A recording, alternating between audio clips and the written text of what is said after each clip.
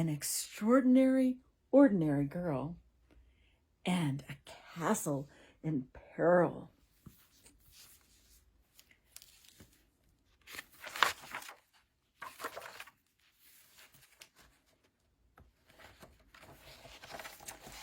Once upon a time, there was a beautiful glass kingdom, and there lived an unusual fairy named Bloom.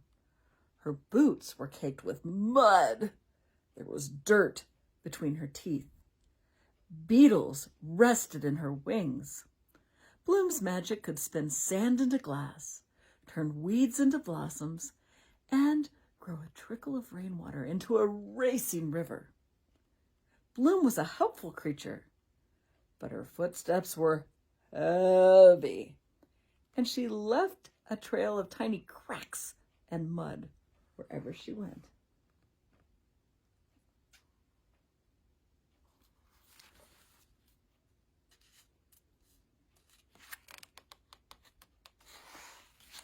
As the years passed and the kingdom became larger and shinier, the people cared less about Bloom's magic and noticed only the mess she left behind. They complained about her heavy feet and her muddy fingertips. Bloom had finally had enough. She left without saying goodbye and went to live in the heart of the forest. Both the kingdom and Bloom were extraordinarily happy with the choice she had made. Years and years went by, and the glass kingdom had fallen into a state of disrepair. It was held together by duct tape, glue, and peasants. The king was reminded of the powerful creature who once lived in the kingdom. His royal court offered to find her, but the king declined their help. Surely a creature with such power will answer only to a king. Very well, your highness, but tread lightly. Fairies are delicate and easily frightened, advised the royal court.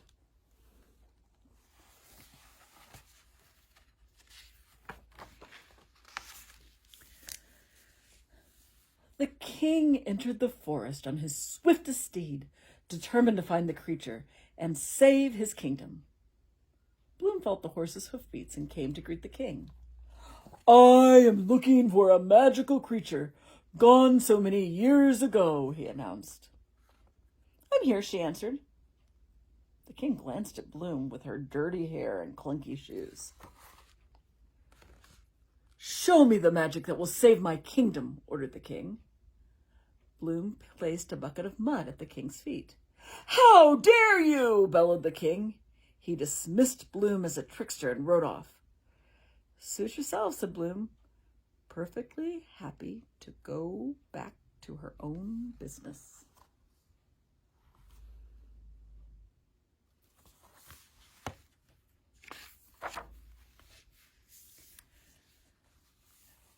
When the king returned empty-handed many days later, the queen decided that she was much better suited to find a magical fairy. "Maybe your deep voice frightened her off," said the queen reassuringly. "I must go in your place." Do you think it was the deep voice that scared the fairy off? Somehow I don't think so. The next day, she entered the forest accompanied by a single guard. Bloom heard their footsteps and, once again curious, stepped out to greet the queen. "I am looking for a magical creature gone many years ago," announced the queen. "I am here," answered Bloom. "Show me the magic that will save my kingdom," ordered the queen. Bloom placed a bucket of mud at the queen's feet. "How dare you!" bellowed the queen. She dismissed Bloom as a trickster and rode off. "Have it your way," said Bloom. She picked up her bucket and skipped back to where she had came from.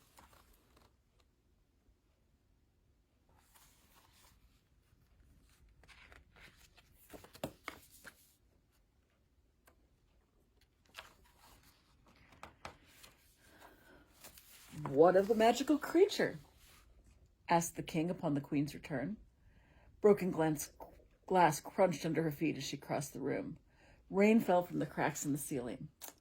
Clearly, it's too frightened to speak directly with royalty, answered the queen. We must send someone ordinary. Genevieve was exactly that, the smallest and the quietest in the kingdom. Her only job in the palace was to collect, wash, and dry the queen's exquisite crystal sugar spoon. It was the single object in the kingdom that had not yet cracked. The queen summoned Genevieve to her chambers and explained the dire situation. You are our last hope, she said kindly. I will not fail you, my queen, Genevieve said in her tiny voice. She brushed the broken glass out of her hair, packed a small bag, and left for the forest.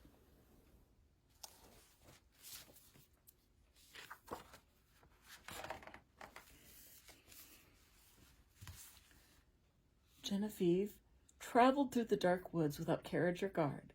Bloom heard the sound of her feet pressing into the ground and stepped out to greet the girl. I'm looking for a magical creature, gone so many years ago, said Genevieve. I'm here, said Bloom.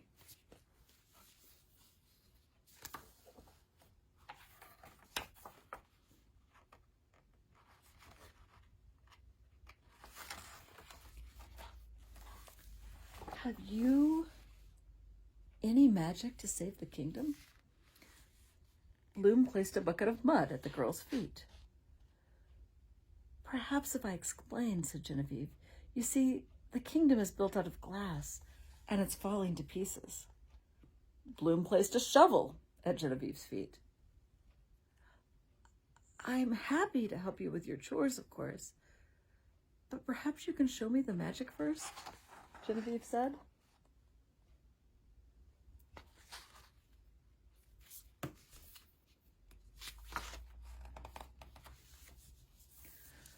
Bloom studied the girl for a moment. She was so delicate.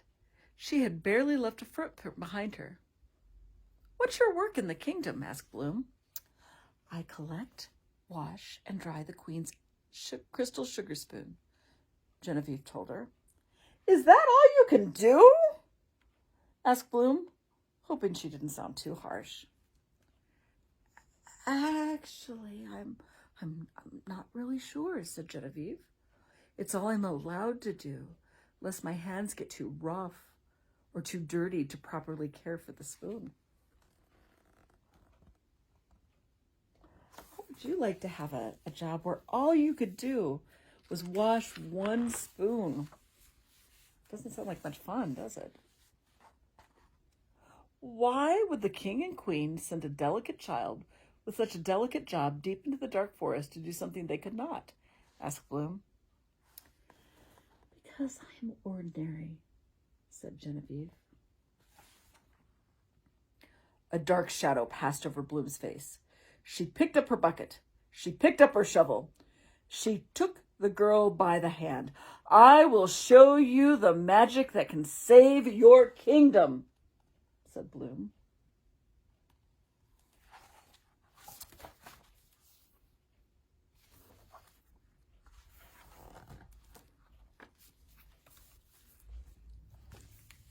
Bloom led the girl into a clearing with a small house, a working fire, and an enormous pit of mud.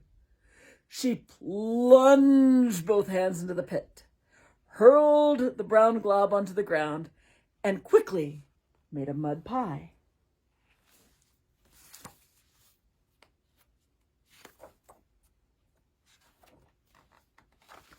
You try it, said Bloom. I mustn't, said Genevieve. I'll never be able to touch the queen's sugar spoon again. Do you wish to save the kingdom? Asked Bloom quietly. Genevieve did not want to fail the queen, so she closed her eyes, stuck her hands into the bucket, and pulled out a scoop of wet, gloppy earth. Nervously, she shook her hands, and the mud fell to the ground, splattering everywhere. Not bad, said Bloom with a smile. Genevieve laughed, and she brushed the splatters off her feet.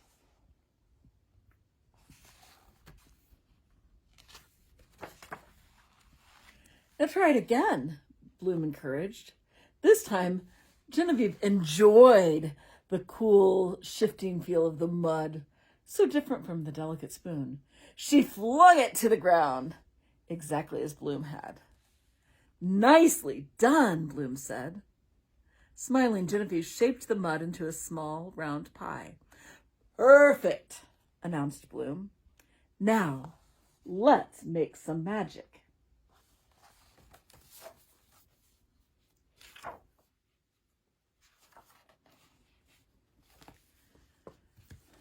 Genevieve watched Bloom as she shaped the mud pies into a perfect brick. She pulled back her hair with muddy fingers, rolled up her sleeves, and tried to do the same. She made a lopsided, lumpy oval brick. You'll get it, said Bloom. After 16 more tries, Genevieve made a perfect brick. What else can I do? Asked the girl. You'll see, said Bloom.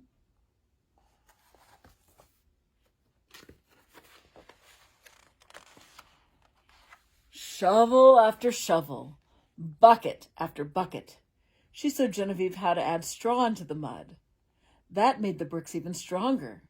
When the pile of bricks towered over her head, Genevieve was not tired at all, but eager to do more. Bloom showed her how to make mortar by mixing mud with sand. What's that for? Genevieve asked. You'll see, Bloom told her. And brick by brick, row by row, wall by wall,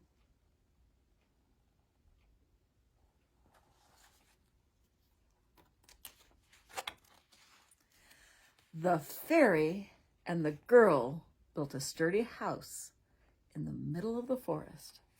I can't believe what we've done, shouted Genevieve.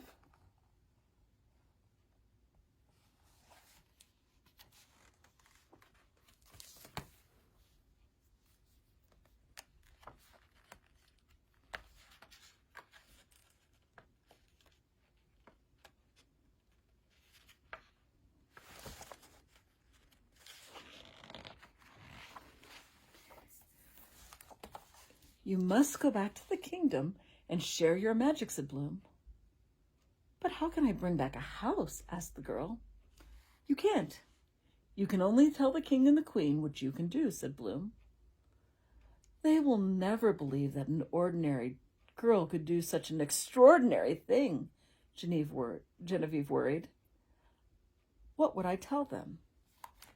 Tell them there is no such thing as an ordinary girl, said Bloom.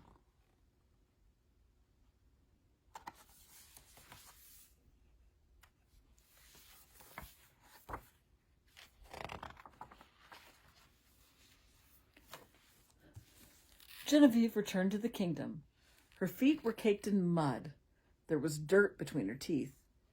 Beetles were resting in her hair. She knocked on the palace door, and it shattered to pieces. I am here, she shouted.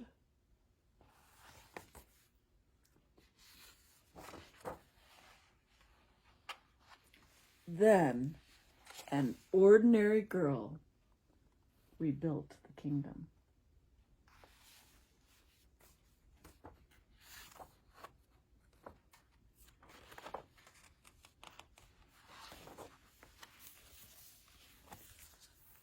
This was Bloom.